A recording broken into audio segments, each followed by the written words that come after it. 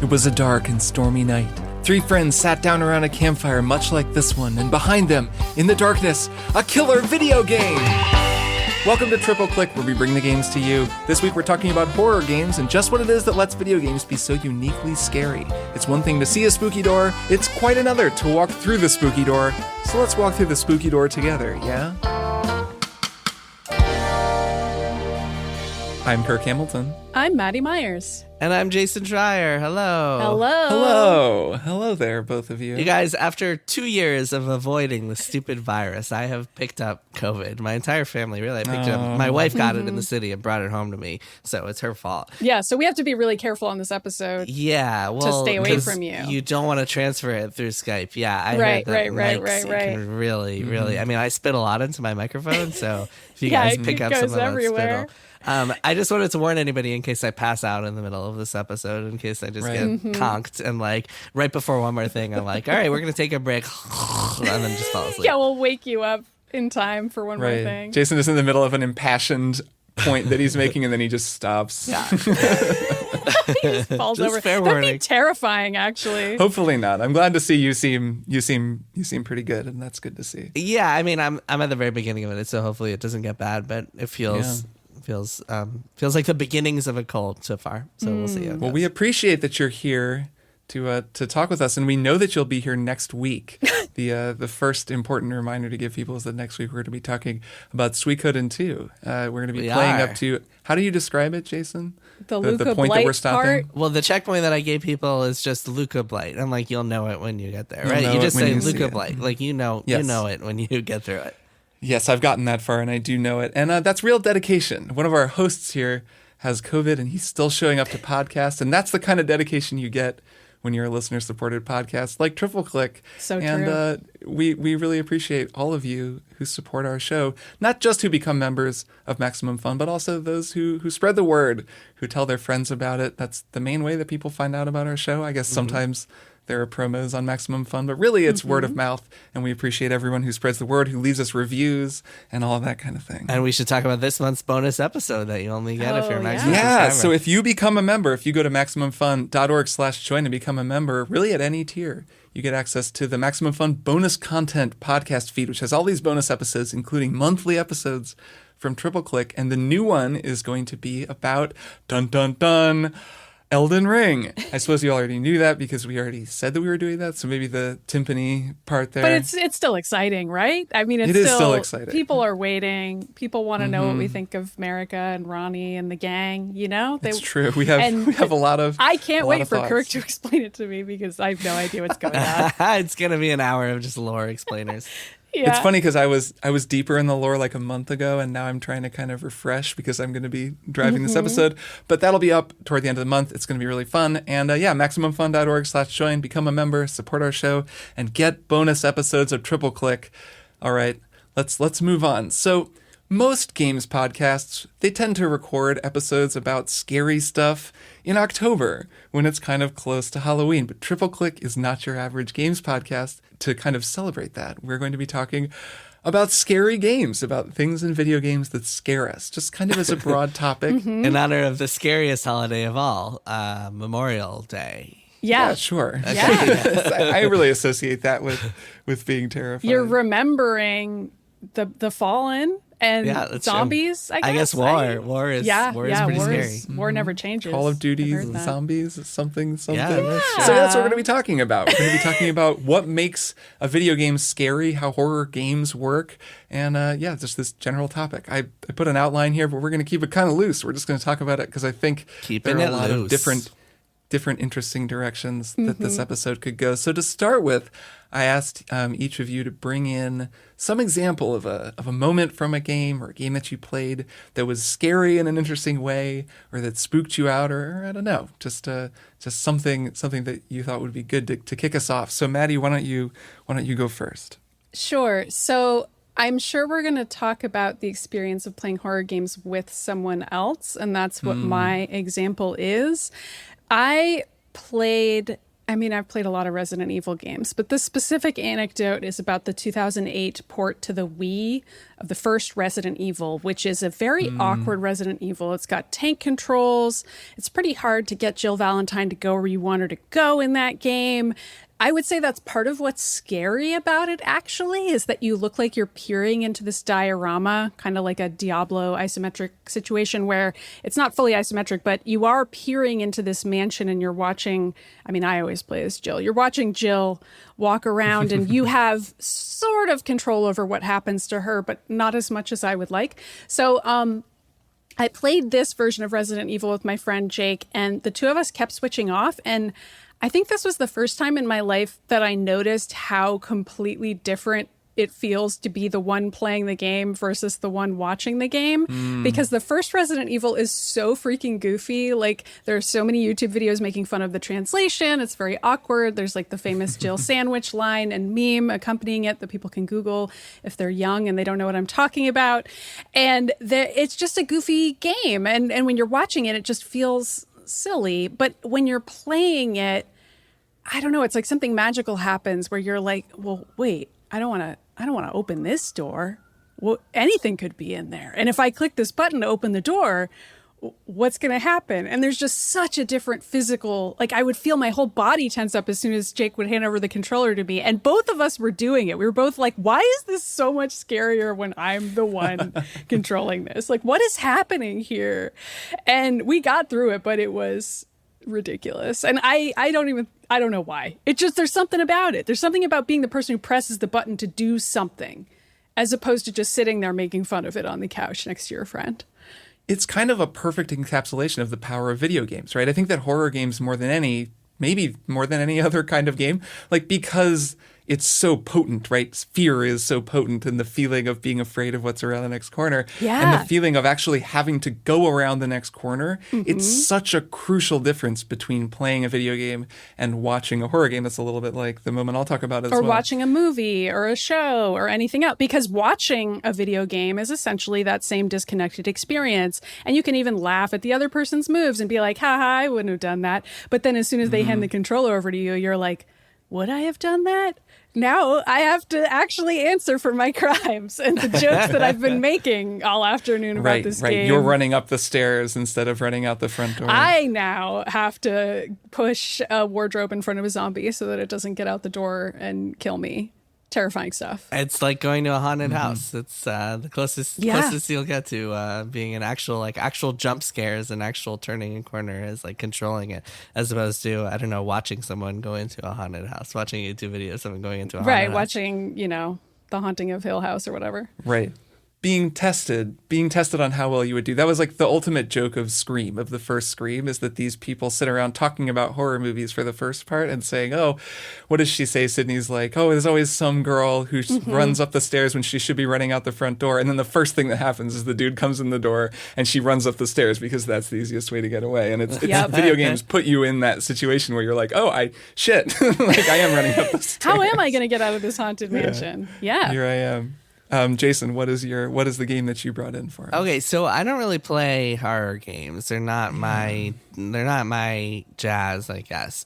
But I really like thriller games, and I think there are some key distinctions. But one of which being that like a thriller game is more story driven, and it's more about just kind of keeping you on the edge of your seat and just like hooked by twists and turns that are all based on the narrative as opposed to like big scary things trying to eat you.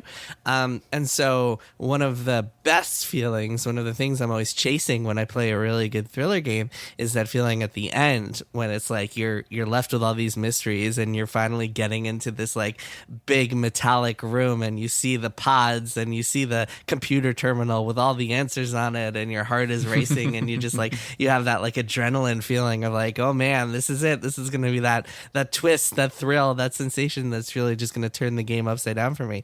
And so Danganronpa I think is a really good example of that, especially the first one when you're really just like piecing together the mystery towards the end of it. But there are a lot of games like that. A lot of visual novels are really good at capturing that feeling, like the Zero Escape games.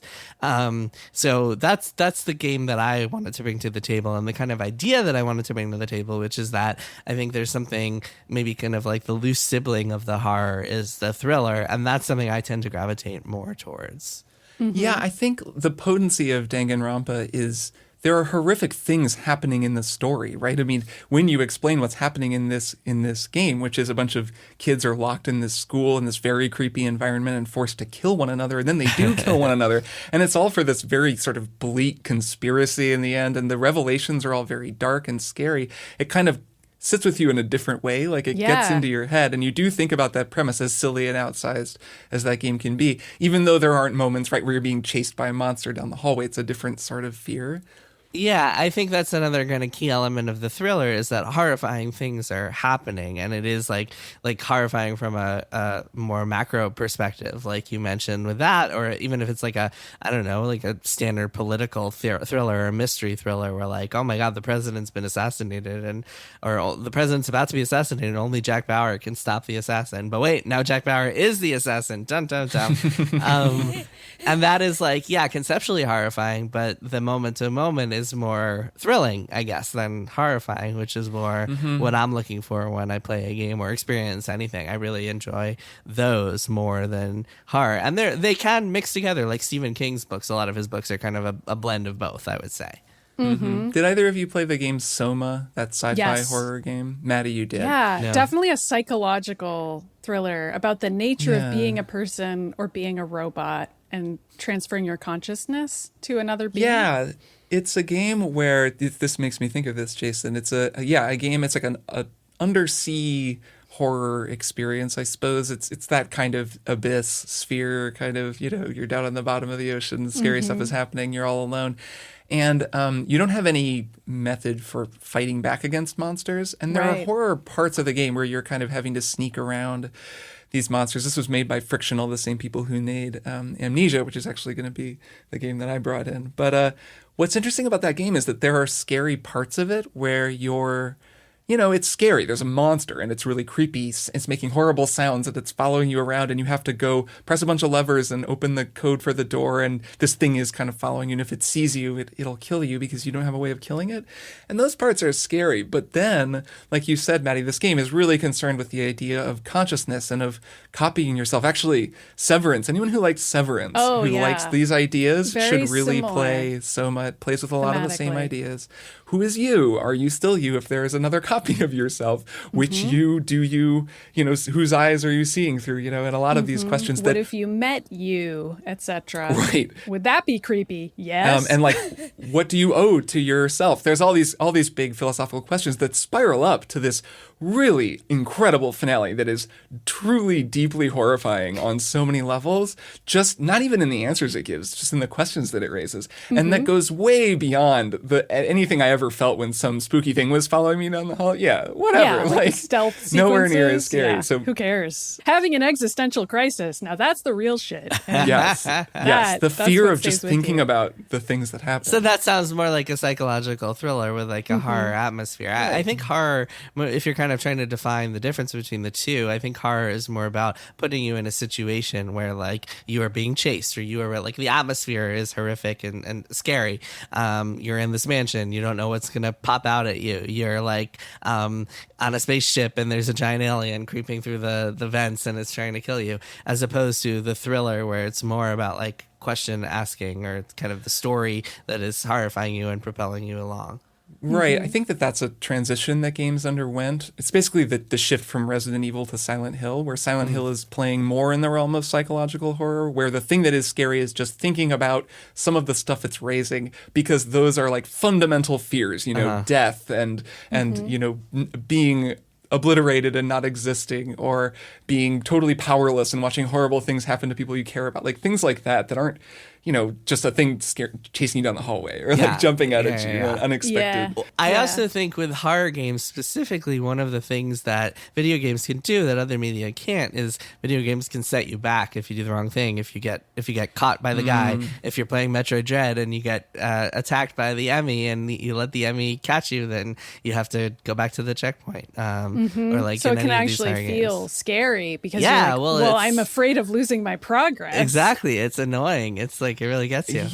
I kind of think that a lot of times that kind of thing in horror games undercuts the horror. Like if you're doing something over and over again, repetition is kind of anathema to fear, at least for me. When I've done it a few times and then I've died, I'm like, this isn't scary anymore. Yeah. Even with Mr. X, don't you love those Resident Evil games with Mr. X or like the other people who are chasing you around? He's scary in the abstract. Yeah. Eventually it can become less scary because you've seen Mr. X too many times. And in the original ones, you know exactly what triggers him, whereas in the newer ones, he can just show up at any time. And that's a different kind of scary. I mean, I actually would argue, as I did in my original example, even if you know exactly what's going to happen, it can still be scary to open the door and trigger that cutscene or whatever it is, because you're like, oh, this next part's going to be stressful. I'm going to have to run away from this guy. I'm going to have to really think about what I'm going to do.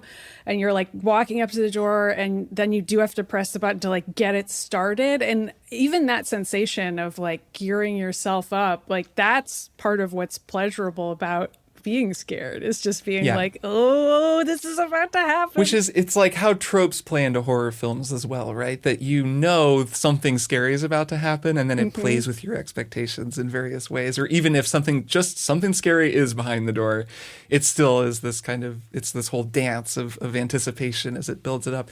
Yeah, so the game I was going to bring in is related to all of this, is Amnesia 2, A Machine for Pigs, which is a game that's okay, that I reviewed for Kotaku back in the day. And I wound up reviewing a few horror games despite not being a big horror game person, at least at the time.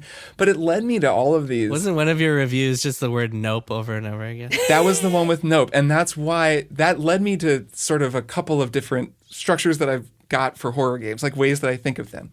And the nope moment was what I talked about there. There's this moment really early in that game where it's very early. You're walking through this house. It's not really clear what's going on in the game, or even like what kind of a game this is going to be. The first Amnesia was kind of a revolution in horror. It was a big moment in horror because it was right around when YouTube and streaming were kind of catching on. So a lot of people like to watch people play this game. And it had a kind of procedural ghosty, this kind of Lovecraftian creature that chased you around through these pretty low detail environments. But what was scary was that it was unpredictable and that you had no means of fighting back against it. You just had to run away. And so you'd be like, oh, here I am in this room I've been in 5 different times. And oh my God, there it is. And like you would get these videos of PewDiePie screaming or whatever. Yeah. That was a big part of the appeal. The sequel, I was kind of assuming it would sort of be the same. And I guess it kind of is, but it's more scripted. It's more narrative. There's not as much horror in it. And it's actually not a very scary game on the whole. But I didn't know that. So I was playing very early. I'm walking through this house. It's a spooky house, man. It's just spooky.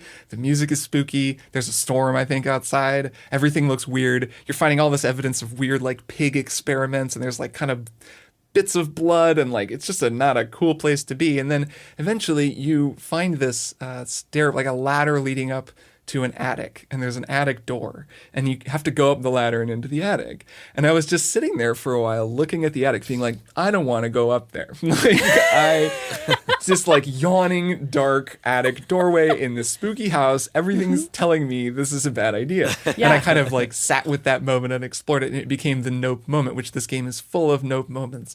And that's kind of, to me at least, the magic of horror games or scary games. It's the thing that we've already been talking about, is this idea that you now have to open the door. You have to go in and see what's behind it. And that's why, like, I've always talked about horror game doors. The door in PT is a great example, the short horror demo for Silent Hills, where there's just this door. It starts with a door, and the first thing you have to do is like walk up to this door and open it. And who knows what could be on the other side of the door? Doors have been, in Silent Hill, the door animation is very famous. There's always a door, always kind of a barrier between you and the unknown. And I've always thought that was a beautiful encapsulation of a big part of horror games.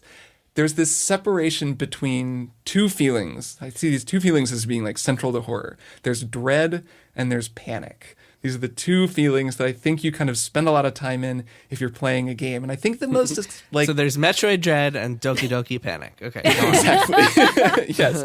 There's dread and panic. And if you're... I think that an effective horror game is going to have more dread than panic. I think that's typically, because I think it's probably easier to make dread than it is to make panic. Because dread, all you got to do is make a spooky house and then have a like weird doorway that a person has to go through. Jump scares. I feel like Five Nights at Freddy's is like oops all panic of horror games. Well, that's why it only takes like an hour to play, right? Like, because you can only have that sort of panic for so long. Yeah. It's also why I think people are able to make their own versions. I mean, there's like a huge modding community for that because it's such a simple concept. And so you can iterate on it a ton, just being like, okay, there's going to be these scary machines, machine-matics, and they're going to walk around this area. What else can they do? What are all the different ways that a jump scare? What's the anatomy of a jump scare? Of course, there are other versions of Five Nights mods that don't just do that. But I do think that's what's inspirational about it, is that it's just, okay, how many times can I get the player to panic over the same type of thing over and over again in different scenarios? Yeah. Yeah, I think I first started thinking about the dread panic thing when I was reviewing Alien Isolation, which I would say one of the best horror games I've ever played. It definitely has its faults, but like as a just pure distillation of those two feelings, it's very good at it. This is a game, for anyone who doesn't know, it's an alien game. You're on basically the Nostromo. It's not the Nostromo, it's a space station. You're not Ellen Ripley, you're Amanda Ripley, so you're like her daughter. But whatever, it's just Alien. And there's this alien, and there's only one for pretty much the whole game, and it just hunts you. And it's, again, a sort of procedural artificial intelligence. So you never really know when it's going to show up. And there's nothing you can do about it when it shows up in the game. It just pretty much kills you if it sees you.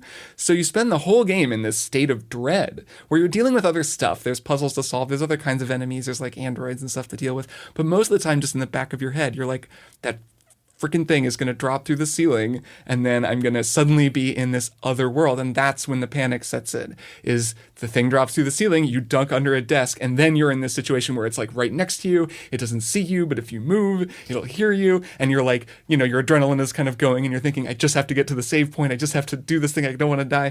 And it's kind of this great balancing between those two feelings. Yeah. Yeah, I feel like the scenarios where I'm just experiencing dread are also the ones that are easiest to break or laugh at, I would say, according to your distinction.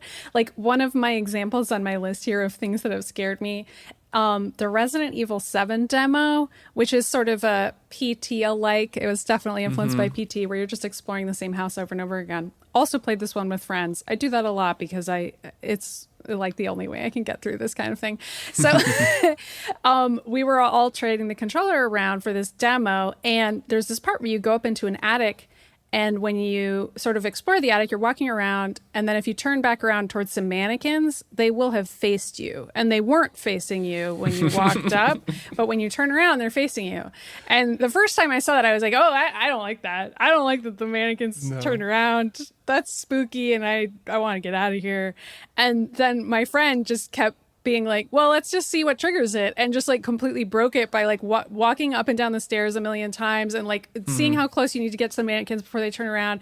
And she kept being like, is this scary, Maddy? Is this scaring you? Are you really freaked out right now? This is really scary, right? And of course it's like not scary at all. She's just messing with me at that point. But like that's part of what's kind of amazing about horror games, is that it's really just, it's a haunted house. Like Jason said, like it's just a thing a person made, where it's like, okay, like the player's going to walk this distance away from the mannequin, and they're going to flip around just then, and it's going to be perfect when they turn around. But it's like, as soon as you figure out exactly what leads up to that moment, you find the trick. It's not scary anymore, but it's also still impressive. Like it's not as though I'm not still like, oh, I see what you did there. It's like looking up how a magician does their trick on Wikipedia and being like, oh, okay, that's very interesting. Yes, and now I never want to see it again because I'm good. Right. I feel like that was in BioShock, by the way, the original BioShock. That like, oh sure, the original BioShock, kind of spooky. I was about to say it was Sander Cohen. Yeah. Sander Cohen's whole thing was all these mannequins that would move around. Well, and in the Ghostbusters, was it 2016 Ghostbusters, where Leslie Jones walks into a room and there's all these creepy mannequins, and she's like, nope, not going in there. Yeah. What is it about mannequins? Is it they don't have faces? I guess it's that they don't have faces. They can be scary. This idea. Yeah, and they're not supposed to move. Faceless things are scary. It's an uncanny valley thing, I think. Yeah. I think it's something that looks humanoid, but like doesn't have a soul. Like, creeps you out. It's like, because it reminds you of a dead body, like, and it kind of of evokes death in that way. Yeah. Is it in Eternal Sunshine of the Spotless Mind when you see people without faces? I think there's a scene in that. They're like blurred out. Mm-hmm. That is you're forgetting things and things are disappearing. Horrifying. Horrifying definitely. image. So here's another thing that Maddy, one of the very first things that she said made me think of this. And that's that I think that controls play an important role in something being scary. And on the Steam Deck, which has the best controls. You can't play horror games on the Steam Deck because it's too good. It's too comfortable. It's too good. It's too smooth. So what I really want to talk about here is the battery life on the Steam Deck. No. So you mentioned Resident Evil, which like famously has pretty lousy controls. The original was these tank controls where you would have to move your character relative to the camera positioning and not relative to their body. And so you had to really kind of get your head around that. And it's very confusing if you play a game with tank controls now. It's very weird. You like turn and then move forward. It's like a tank, where you're turning the treads and moving forward.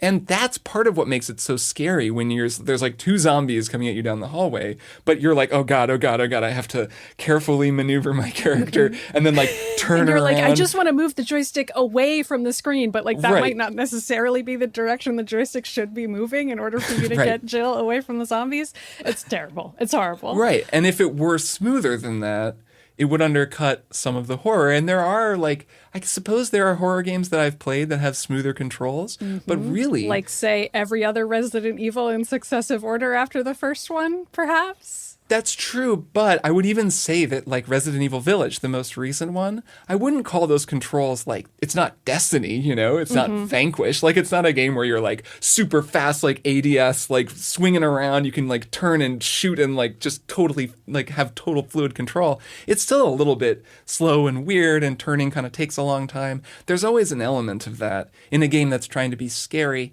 And a lot of times as these series start to like fine tune the controls and remove that kind of thing and give you more and more fluidity, they also become less scary and more action focused. And so, I don't know, like I think part of the panic moment for me when I think about those feelings, it's also the feeling of like, and I don't know how to deal with this because I haven't even been in this situation that many times and I'm going to have to kill this zombie and I don't even really remember what buttons do what. I'm not spending all my time shooting zombies, so it's not a comfortable thing for me to do yet. So in that way, I guess like the scarcity of the panic events also matters because it has to feel kind of ungainly or stressful for you to do it just on a mechanical level. Intentionally bad controls. Yeah, I wonder if how often that happens or if that has happened, that a game's developers are like, you know what, we want the controls to intentionally feel bad every time you do this.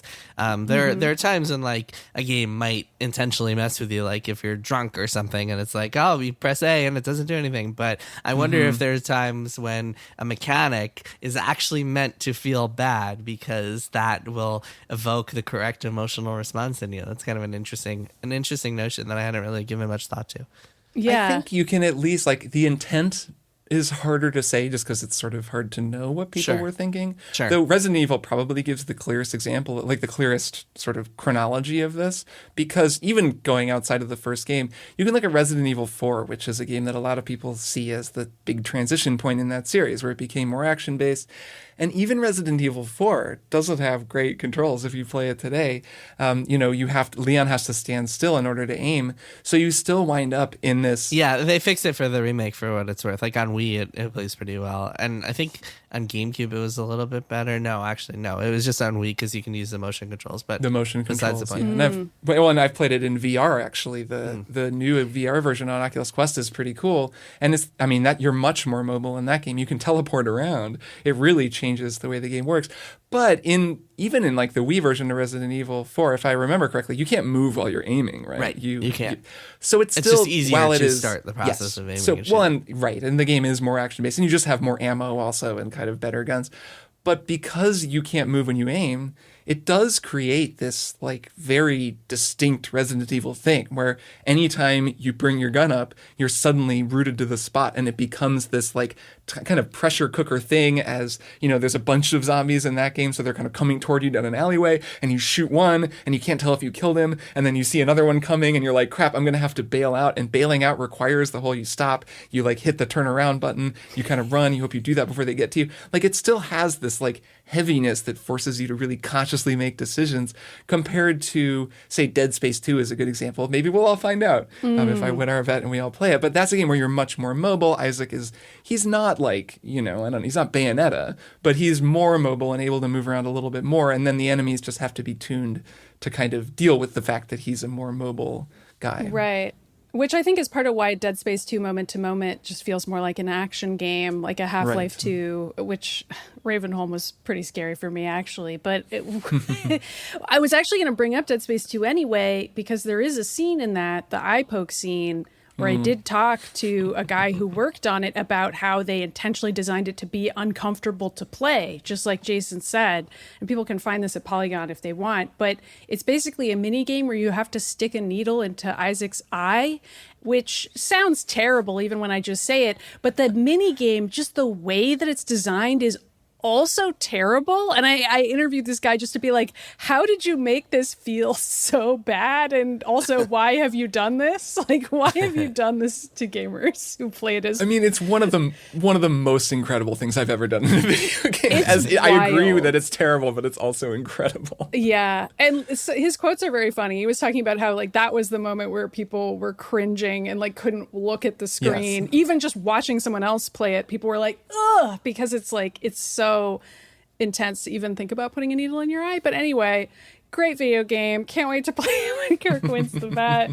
But that is an example of something that it's not tank controls, and it is a mini game that you can perform adequately and smoothly. Like, it's obvious what you're supposed to do, but the part of it that feels horrible is like what you're physically doing in that moment and how much you don't want to do it. That's such an interesting example because it kind of stands alone. It's really its own thing because it's not the whole, like, can you open the door? Can you run away from the thing? Can you shoot the it's aliens? Just yeah. this horrifying thing that you have to do and that Isaac is doing to himself, and you just have to, like, manually do it. And the whole time you're thinking, what would it feel like to do this to myself? And your whole body is just recoiling. And yeah, I can't even think of that many other things in video games that I've done that have felt like that. I suppose cutting off your finger or whatever it is in Heavy Raid is kind of similar. That's that same kind of just body horror. Any sort of, like, self-mutilation or, like, something horrible happens to your character, I think is kind of scary. I mean, that's part of why Soma is interesting, because it's about you and your character, at least, and what happens to them. And that can be horrifying. But yeah. In Prey, you have to jab things in your eye a lot. That's always unpleasant. That's true. At least it's just a little button press and you do it. But I was just replaying some Prey. And you don't have to see... You don't see the actual needle. You just see the needle, just like It's still kind of gross. Like it is kind of gross. It is, and I mean I feel like that's part of why, like, the Tomb Raider reboot scenes where Lara Croft dies were so horrifying to people, because it's like, well, that's the character I am, and, like, now she's being mutilated on screen in front of me, and then all of a sudden, the game snaps its fingers and she's fine again. Like, there's just something very weird about seeing a horrifying thing happen to the avatar of you, and then you're like, oh, I guess I'm fine. That trope of having to watch someone die in increasingly brutal ways every time you get a game over is like, that needs to go away. I hate that.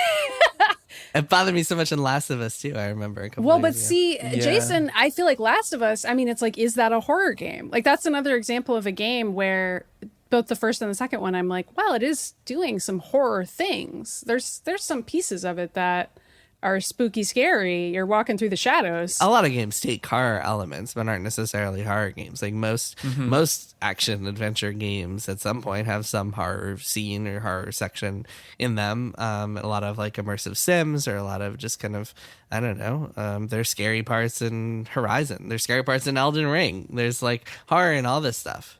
It's just different than, like, a horror game, quote unquote. Well, oh man.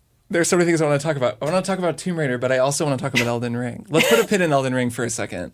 Because I think that it was interesting the way that Tomb Raider borrowed horror elements to a degree that people weren't expecting. This is the Tomb Raider reboot. The first one was this 2009. Yeah, I don't remember. 2012. I'll bing my way at it. It was 2013. Oh god. Okay, Bing. We don't know what time it is. Jason Bing does. The 2013 reboot, and it was really borrowing from The Descent. Have either of you seen The Descent? That movie. That's one of my favorite horror movies. It's pretty dope, Maddie. I think you'd dig it. I'd probably like it. The Descent, just very briefly, is a story of a bunch of female extreme sports enthusiasts. Right. I feel like we've talked about it before. Yeah. Yeah, they go to this cave. This group of super tough women who like to climb cliffs and jump off them and do stuff like that. And they go to this cave that's kind of off the map, and then of course they get trapped and things go extremely wrong, and it becomes a really terrifying claustrophobic horror film. And I like it a lot, and it has a lot of really iconic imagery. Like it's very ingrained, I think, in horror fans' subconscious, just because it's a very striking movie. And there are totally scenes in that Tomb Raider reboot where I was playing it and just being kind of shocked that they were going as far into the Descent as they were. There's a sequence in that game later on. It's when Lara has kind of fully transformed into just a murder machine. And there are some guards kind of walking on a lake. There's just this lake of blood because they're sacrificing all these people. Yep. And the guards walk on over this lake of blood, and they're talking. And then like Lara Croft's head just comes up out of the blood, and it's just her eyes, and she's in this lake of blood. That is like shot for shot a remake of one of the most famous shots in the Descent. And when that happened, I was like, what is this game that I'm playing? This is like full on doing an homage to one of the most hardcore horror movies I've ever seen. Bing! Kirk here, and I just wanted to say that the shot in the Descent that I'm talking about is really kind of an homage to Apocalypse Now, and I know how things work, and if I don't mention Apocalypse Now, then a whole bunch of people are going to be like, actually, the thing from the Descent was the Apocalypse Now, but in the Descent, it was blood, and it was blood in Tomb Raider, so I'm going to still say that I think the Tomb Raider reference was to the Descent. Okay, anyways, just wanted to mention that. Back to the show. Bing! And even though some of those death animations were a lot and they were kind of too much because, like you said, you kind of see them over and over again, they're kind of horrifying. I think that in general, I actually really appreciated how that game sort of embraced this gnarly horror stuff in a similar way that I actually appreciate that about The Last of Us as well. Mm-hmm. Yeah. Can we talk about, I know you wanted to talk about Elden Ring, but I want to talk about Until Dawn, and then maybe we can talk a little about Elden Ring. Absolutely. Because Until Dawn is one of the horror games I've enjoyed, one of the few horror games that I've enjoyed playing. In part because it really feels like it's one of the few games that, well, I guess in part because it's a thriller by the definitions I mentioned earlier, and in that it's largely driven by plot and not by atmosphere. But also it's like it's such a perfect encapsulation of like horror tropes as an interactive story, and it really just like it takes the horror movie and feeds it into the video game machine and makes a game out of it in a way that no horror movie could ever do, by making it sort of a choose your own adventure. And it's just super fun to watch. Can you kind of like explain what it is? Yeah. Until Dawn, I mean, essentially it's like this game where a bunch of teenagers, a lot of them played by famous actors, including Rami Malek, who's in there, a pre-star. That's right. Before he became a big star. Future Academy Award winner Rami Malek. One of his early roles. He's great in it. As a teen weirdo, because that's what every teen is in that game. They're all weirdos. And Hayden Panettiere is in it as well. Yeah. Right? She's the final girl. Yes, Hayden Panettiere. Yes. And so they're these 8 teenagers, and they're on this mountain ski resort thing, and suddenly things go wrong. Yeah, they're in a cabin. A cabin in the woods. And turns out there's a murderer, or at least their lives are being threatened. And as you play through the game, you kind of cut between each of the characters, and they're all very much like horror movie tropes. So you have the jock and the ditzy girl, and they're all like having sex and doing teenage things, but you make all these decisions, and you see this giant like butterfly effect type timeline where you see that your decisions actually have all these ripple effects on the rest of the story, and like based on your decisions, characters will live or characters will die, and like you can kill everybody and not see a good ending because like you killed everybody. So there's a lot of interesting stuff there. It is the perfect game for playing with someone. Like of all the horror games, this one really, because you're making so many choices that like your partner or whoever is sitting with you will get to make choices with alongside you. And then there's a spiritual successor that's actually coming out next month called The Quarry that I'm really excited for. That is going to be very similar. Too. So I'm stoked to play that. Yeah, it's at a summer camp, which is a classic horror movie destination, and just love the summer camp horror movie. Exciting to me. I'm psyched for that. Yes. Yeah, making it a straight up interactive film was such a good idea. It was after playing Until Dawn, I was shocked that it hadn't been done before, especially given the way that David Cage and Quantic Dream, they were making games that were very similar. I mean, Until Dawn is the same kind of a structure as a Heavy Rain or a Detroit Become Human, but because it's schlocky and it's embracing, horror tropes and it's not taking itself seriously, it's a crashing success in a way that all of those games weren't. And just like you said, it's so fun to play. Yeah. Beyond Two Souls is the Quantic Dream game. Is it called Beyond Two Souls? It's called something like that. Beyond Two that Souls, is that's it. almost horror, and I feel like it just doesn't quite land that plane. Like it has some moments. It's about ghosts. That's not a huge spoiler. There's ghosts in that game, and there's some really creepy parts. But it's more just another soap opera, and it's not like it's deciding to be a horror game in the way that Until Dawn was. To answer your question, Kirk, I just don't think it was really possible to do that until the PS4 era in terms of like the production values you would want out of a game that tries to really emulate the movies. And it wasn't until 2015 when this game came out that it was really possible to motion capture these famous actors' faces and get them looking realistic and really achieve the look you would want. Yeah, I guess so. I mean, you wouldn't even need to look as much like a movie. Yeah, I mean, it's also like David Cage et al. Just, I guess, weren't interested in telling those kinds of stories and were instead interested in doing something else. But I just think other studios should do this, and I'm psyched about The Quarry for that reason. If you want to go way back in time, there are plenty of like old school games that try to emulate. Maniac Mansion is a perfect example of like a bunch of teenage tropes in a haunted mansion. Right, or like Night Trap as an example. Yeah, I mean, there Night are Trap. the old FMV games. Yeah. So there is a lot of stuff that try to do that. It's just the reason Until Dawn stood out is because it was the first game that really felt like a movie, and I think that's in part because it looked like a movie and it felt like a movie and it was starring movie actors. Some of the fun of Until Dawn is that butterfly effect design. The fact that they're all horror teens, so you don't really care because that's the whole thing about horror movies is you don't mind if anyone gets killed, so you're not like super attached to them. Even in the way I would argue that Heavy Rain is trying to get you invested. If you lose someone in Heavy Rain, it feels like you've messed up and kind of screwed up your story. Where it totally, I mean, the kids who go to the cabin in the woods are supposed to die one by one, so it's really just a matter of how that's going to happen. And that alone like makes the game really entertaining because you can just play and not really care, just be like, well, we'll see what happens, I guess. We'll just follow our gut and maybe get everybody killed, but that's fine, we can just play again.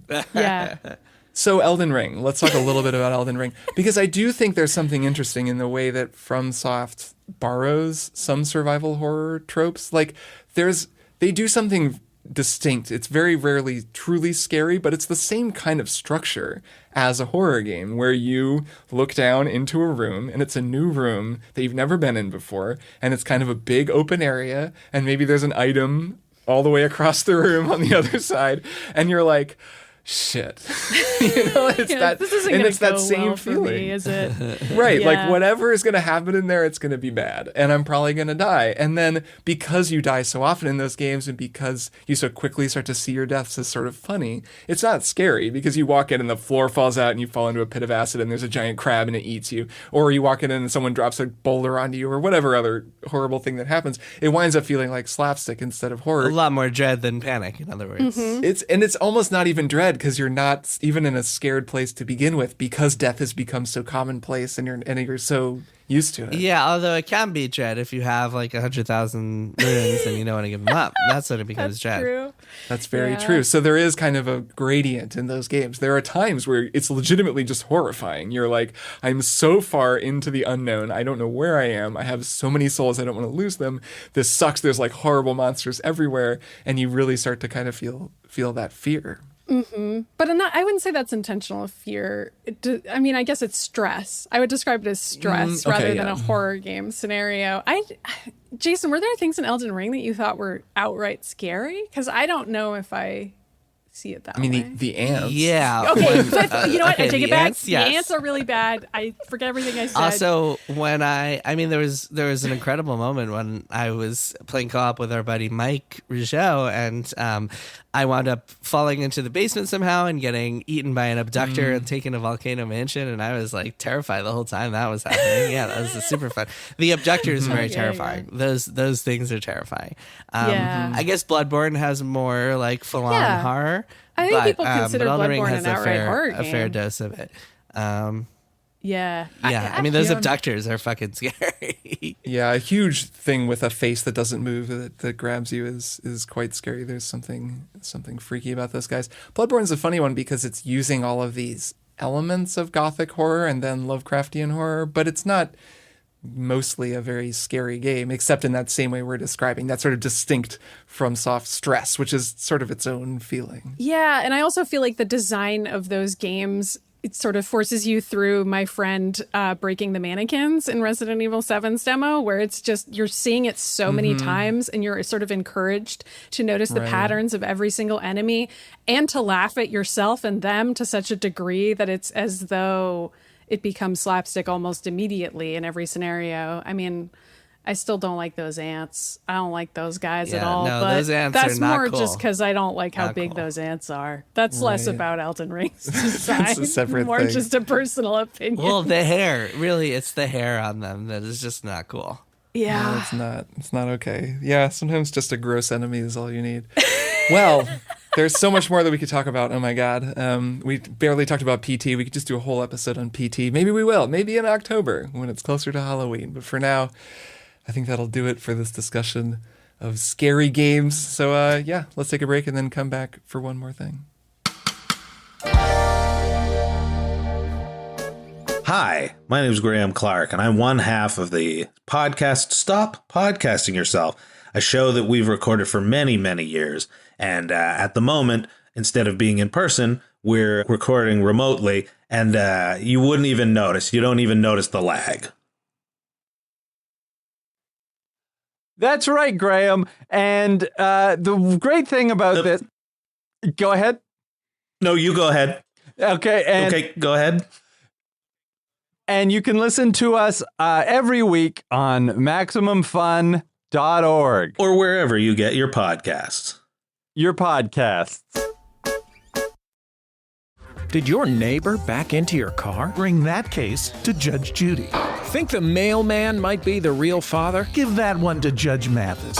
But does your mom want you to flush her ashes down the toilet at Disney World when she passes away? Now that's my jurisdiction.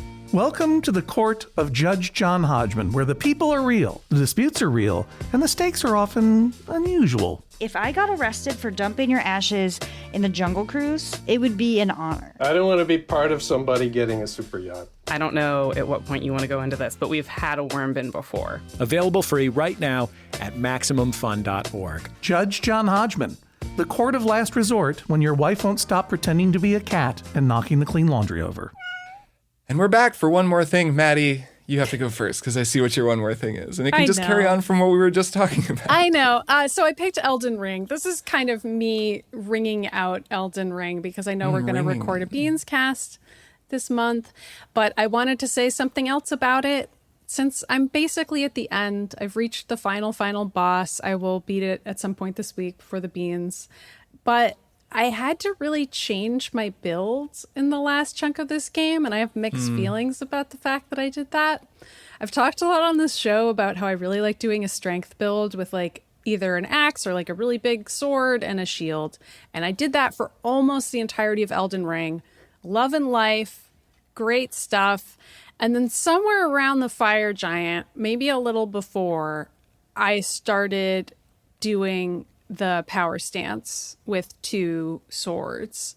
It probably started around when I picked up the Bloodhound's Fang, which was actually like fairly early on, which is just a really good curved greatsword in that game that's super satisfying, and it was better than every other weapon I had, and it seemed really stupid not to use it. So I just started being like, okay, well, I'll just start using this, and like I'll get back to my axes later. And then I just kept not getting back to them, and then eventually I found it's too good. I use it the entire game. Bloodhound's Fang is really good is the thing. It's a very good weapon. And then I found another curved greatsword eventually that fit pretty well with it. I don't remember which one. It's like the Onyx, maybe. Morgoth's. I use that with Morgoth's. The Onyx one is good too. Yeah. Yeah, the Onyx one I think is what I did at first. And then I just had both of those, and that was pretty great. And then around when I got to Melania, I was like really struggling because I wasn't quite good enough level-wise for her. And then I was like, well, I could just get a friend to give me another Bloodhound's Fang, because there's only one in the game, so you have to get somebody else to give you one. Or so play New Game Plus. Well, that's right. But I just kind of cut the line and had a friend of mine who isn't using it give me that one. So then I had these 2 Bloodhound's Fangs, and I leveled them both up to 10, and then I just freaking slashed my way through everything that ever stood in my way. And I totally changed. I respect. I changed to full dex build. I started wearing lighter armor. I started rolling, you guys. I'm out here rolling. I don't know who I am anymore. I'm literally Elden Ring rolling. has changed you. I could play Bloodborne now, I guess, because now I'm out here rolling and just Dex build is good practice for Bloodborne. I guess it is. I feel like I've changed fundamentally, and I don't know what's happened to me. I don't think it's. I mean, it's not bad, but I also feel like I betrayed myself and that I should have just gone with the strength build for the rest of it. But I don't know. The Bloodhound's Fang converted me, I guess. So now I'm a dex build person and I'm rolling. For what it's worth, it's a common complaint that I'm sure we'll talk about on the Beanscast that Melania requires you, that some builds just can't beat her. You almost have to do. I mean, if you are a magic build, you just have to make it work. I've heard it's very hard against her. I can't speak to that personally, but it is true that re-rolling for a dex build made that fight cake in a way that it previously was not. So I had the ability to do that with the weapon I already had, but I did feel a little weird about it. She's very susceptible to bleed. Because I felt like I could have just stuck with my original play style and it would have been harder, but it would have been like a fun challenge. But whatever, I had to beat it for the podcast. So that's the only reason I did this. Nice. That's why I've learned how to roll. But you didn't have to because she's optional, so you didn't actually have to beat her for the podcast. I did, though, for like emotional reasons. She's like the iconic boss from the game. It's true. So. It's true. Come on, I had to get her. All of the I set up some custom art for the game in Steam just because I'm a nerd. Cool. And I was just looking at the custom art, and all the custom art is these awesome pictures of Melania. She's the just coolest. Well, she's on that key art that's like her and Radon fighting each other, right? That's like also that. Yeah, she was in that. Iconic. It's great character design. Yeah. Even if she's sort of a frustrating boss. Absolutely. All right, well, I'll go next. I've been playing 2 Persona games, the 2 most recent Persona games, and I played a whole bunch of Persona 4 Golden. The two most recent mainline. There are a ton of spin-offs since then. Yes, sorry. The 2 actual Persona games. I don't play the spin-offs. I don't do the dancing stuff. But no, yes, Persona 4 Golden and Persona 5 Royal, which one of which I'd played. I played Persona 4 Golden when it came out on the Vita in 2012, 10 years ago, which is pretty wild. But now, of course, it's on Steam. It came out on Steam in 2020, so I got that on the Steam Deck to kind of relive the Vita glory days on the Steam Deck. And I played a pretty significant chunk of it. I played up till you get Rise into your party and kind of the full gang gets together. And then I kind of had been texting with you, Jason, about Persona 4 and how I was really liking it, but it's just interesting going back to Golden since I had played Persona 5. And I'd never played Royal, which is the expanded version of Persona 5 that came out in 2019. Jason, you talked about it on the show. 2020. Oh, I'm sorry, in Japan in 2019, in 2020 in worldwide. It came out just around when COVID was starting. That's how I remember, because I spent a whole bunch of those early days of COVID playing through all of Persona 5. Yes, and right at the start of Triple Click too. It was a very early thing that you talked about. Yes. And I would have had to buy the game again. Like it's just a full $60, even if you already own Persona 5. And I just wasn't willing to do that, even though I was curious. But I randomly found it on sale last week for $20 and was like, okay, nice. $20 for an upgrade. Fine, I'll do it. So I started playing that as well. And then I found myself really just pivoting from the one to the other, which was interesting because I can see really clearly all of these ways that the series changed from Persona 4 Golden to Persona 5 Royal. And really just, I mean, it's a huge difference between those 2 games. I hadn't really fully internalized how different they are, particularly mechanically different. But I'm still not sure which one that I like better. That I don't understand. I don't know. Maybe it's because I'm such a Persona 5 head. But it feels like that game is so much better designed and like better crafted in every way. Yes, I mean, and I think that's true. Like, there's a sort of objective improvement across the board in Persona 5. Persona 5 is incredible. It had been so long since I'd played it. It's spectacular. You talking about it makes me want to play it all again for the 3rd time. Yeah. That's how good it is. So playing Persona 4 Golden, I was just like, this is such a nice game. I really like the vibe. I remember how much I like this music. The energy is really cool. And what that game has going for it that I think puts it that it does a little differently than Persona 5. It's a more relaxing experience in general because you're in the country, you're in this fictional town of Inaba, which is just kind of a rural city, and there's a murder mystery, but it's just got a more low-key energy. There's a lot of just, it's quiet and it's raining and there's no music playing, which is something this game does so well. Normally there's all this amazing music playing, but then when it rains, you go to the world map and it's just the sound of rain. And it's got this vibe. There's a vibe when your character looks out the window and sees the rain and closes the window and goes over to the TV. These kind of repeated animations you see over and over in this game. And that vibe is really great. And then also the characters are nice. The way that they're friends it feels like they would be friends with one another in school, like they're high school kids who are friends, in a way that in Persona 5, they're all these like kind of super hyper characters who are all a lot more intense, like An is a model and Yusuke is like this big artist, this genius artist, and everyone is kind of like really big and outsized. And that's kind of that game's whole deal. Well, it's city versus country. It's very much. Yeah, and and you're That's in like Shibuya, you're in Tokyo, it's this much more, and you're online, the whole thing is like the internet and chat rooms and like internet discourse and all that stuff. So it's just a way more blown out experience. So there's something about the vibe of Persona 4 that I like. But now that I'm playing Royal, I'm so overwhelmed by the game. It's such a like decadent game. It just pulls you in and then you get going and it's just this like deluge of art and music and animations and all this like cool stuff, and just every moment of it is so just like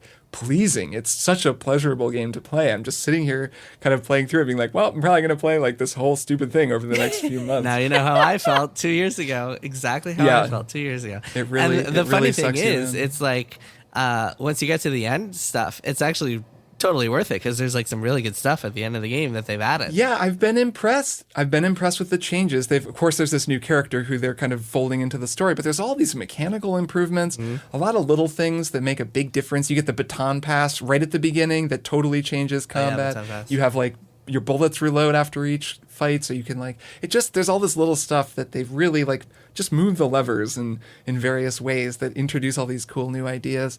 And I'm not that far into the game. I'm doing the second major palace or second palace, yeah. Yeah, and it's cool. It's cool going back to it and playing it. And I have been playing it on Steam Deck, which has been a better way to do it. I'm using Chiaki to stream it from the PS5, which I talked about a few weeks ago. Works great. It looks perfect. Like it's like playing it on Vita, which I find at least a better way to play a game this long is to just chill on the couch and kind of play it rather than having to sit at my desk or sit in front of a bigger screen. I think maybe one of the reasons I can never go back to, I don't think I'll ever replay Persona 4 or 3, and that's because of the randomized dungeons as opposed to Persona 5's like carefully crafted, brilliant dungeons. Every single one of them is great. Yeah, and it's kind of like Mementos in Persona 5. It's like just more of a kind of mindless thing. Which is just, you can do that too optionally, but like Persona 5, each dungeon and the rhythm of like having to plan out your escape route and then like come back to it another time, and the music changes and you do your heist, and it's just so perfect. That game is just spectacular. That stuff is amazing, though I will say there is something to the simplicity of Persona 4 where it's just kind of go through a repetitive dungeon, don't think about it too much, get some more story. It's so much lower key. Yeah. I mean, playing them back to back, it really is remarkable how Persona 5, it's like, blah, like It's just so like funny. everything is happening. There's so much going on. Country versus city, man. It's wild. I will also say to Persona 4's credit, Persona 4 has a better overall mystery, and like I was totally shocked by the mystery twist at the end of Persona 4, whereas Persona 5 doesn't really have anything like that. Yeah, it's structured differently because it's a series of heists. Anyways, I'll probably talk about it more. Maybe we'll talk about Persona down the road, but it's been cool playing Royal. Jason, what's your one more thing? All right, my one more thing is a video game that I bet neither of you have heard of. It is called Eternal Threads. So this game it's sort of like, it's a walking simulator / like very much like that play. I was just thinking about it, and now COVID has fogged my brain, and I can't think of the name. What's the name of that Shakespeare play that everyone was obsessed with that you put on your masks and hold on. Macbeth? Sleep No More. Sleep No More. Okay, yeah, that is Macbeth, I suppose. It is Shakespeare. Shakespeare play? I mean, yes, technically it is. It's sort of like Sleep No More. Sleep No More. So the way that this game works, and it's an indie game made by a small group of developers called Cosmonauts. studios in the UK. And so the way it works is it is set in this apartment complex, and you play as this investigator who is coming in, and you've discovered that in this apartment complex there was a fire and it killed 6 people, the 6 people who live there. And you have to go back through time using your special like Return of the Obra Dinn-esque device to kind of like look at the timeline of events, figure out what happened, and figure out if you can prevent the murder or the deaths from happening. And so you follow this big old timeline that has like hundreds of scenes on it, and you watch all these scenes unfold in like kind of Sleep No More style, where you're like watching these supernatural versions or like these kind of lo-fi, like cloudy versions of the characters interact with each other and talk to each other and have conversations and talk about whatever. They're all kids. They're all university students in the UK. And then you can, as you're going through these timelines, you can make choices for them at various points. So like at one point there's a guy, the landlord of the apartment building is like drunk, and it's the middle of the night, and his friend is telling him not to text his crazy ex, and he is considering doing it, and you have to help him choose like which one is it going to be. And as you choose, like it'll have ripple effects, sort of like Until Dawn, as we were talking about earlier, where like it'll open up different scenes or lock different scenes throughout your big timeline. And so I've only played about 4 hours of this so far, but I'm really interested in seeing what happens next. So far, it's a little bit slow. Some of the scenes that I've been watching are a little bit like unnecessary. There's a lot of like character building and trying to like set up these characters, but it is unfolded very slowly for me. And I don't know anything about the resolution or like how it's all like. For all I know, I could hate it by this time next week if like the story just flops. Yeah, it could be a real 12-minute situation that you're walking into. Exactly. That's what I want to avoid. But I'm really enjoying the conceit so far, and it's a really cool type of like walking sim / investigative game where you're just like watching a story unfold and making choices along the way. And so it also has hinted at some like weird little mysteries. Like there's one scene, so to watch each scene, you actually have to go to where the scene takes place. And so you can actually collect things that help you unlock different areas where you could find different scenes. So like you get a key to a room, or you get a combination lock. And there's one scene that as I'm like progressing through this timeline, it's like this character disappeared somewhere and you don't know where he went or what the deal is, and you can't watch the scene because you it's just like hidden room and you don't know how to get there. And so there's some interesting stuff being unfolded. There's like there's hints at darker stuff behind some of the characters, like darker pasts or like darker secrets that people are hiding. It's really interesting. I'm really hooked so far, and I'm very curious to see how it all comes together. So again, it's called really cool. Eternal Threads. And yeah, I think this game, I'm not sure. I only found out about it because of an IGN preview. I don't know why it's gone so far under the radar. But yeah, nobody else seems to have noticed it or is talking about it. So allow Triple Click to be the show that turns you on to interesting new games. Yeah, cool. Eternal Threads. I'll check it out. Nice. Well, we did it. We did it. It wasn't too scary. We came out the other side. Jason survived the whole but episode. Now is where you just insert a jump scare, like an audio scream. Oh, all right, we'll just jump out at everybody right at the very end. All right, well, this was fun.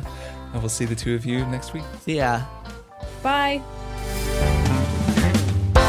Triple Click is produced by Jason Schreier, Maddy Myers, and me, Kirk Hamilton.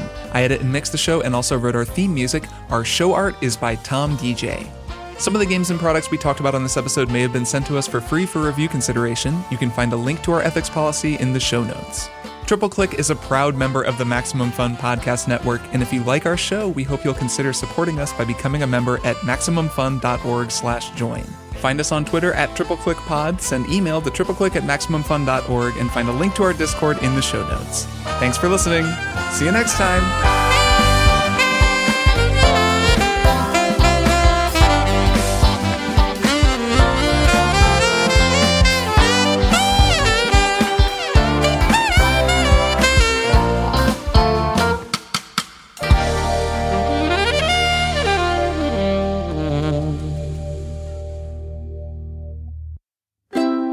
MaximumFun.org.